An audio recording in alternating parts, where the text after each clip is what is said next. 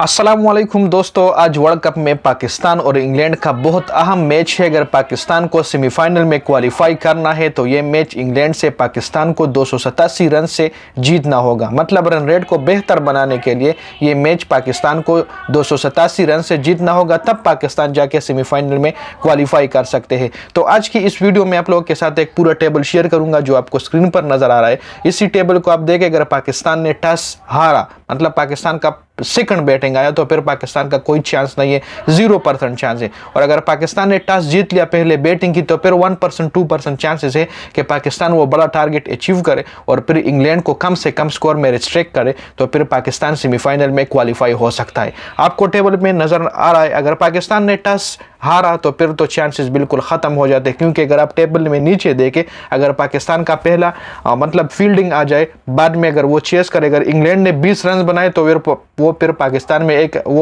Pakistan 1.3 over में chess करेगा। 20 run England किस तरह रिस्ट्रिक्ट होगा 20 रन पे। अगर इंग्लैंड ने 50 रन बनाए तो फिर वो पाकिस्तान 2 ओवर में चेस करेगा। अगर इंग्लैंड ने 100 रन बनाए तो वो फिर पाकिस्तान 2.5 ओवर में, मतलब 17 बालों पे 100 रन चेस करना होगा पाकिस्तान को।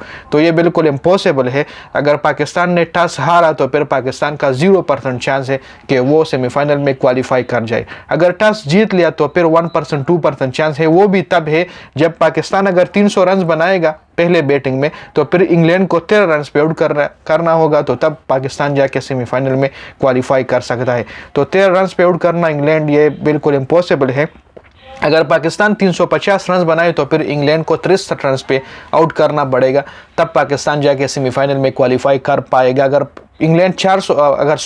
पाकिस्तान 400 रन बनाए तो फिर इंग्लैंड 112 रन पर रेस्ट्रिक्ट करना होगा। अगर पाकिस्तान 450 रन बनाए तो फिर इंग्लैंड को 162 रन पे आउट करना होगा। अगर पाकिस्तान 500 रन बनाए तो फिर इंग्लैंड को 211 रन पे आउट करना होगा। तो 500 रन कौन बनाएगा पाकिस्तान क्रिकेट टीम में? ऐसा कौन सा खिलाड़ी है? हाँ, फ़खर जमान में एबिलिटी है, लेकिन वो 50 ओवर किस तरह खेलेगा? वो मतलब ज़रूर कोई ना कोई ख़राब शॉट मारेगा, कोई ना कोई मिस हिट लगेगा, तो फिर कैच ज़रूर उठेगा।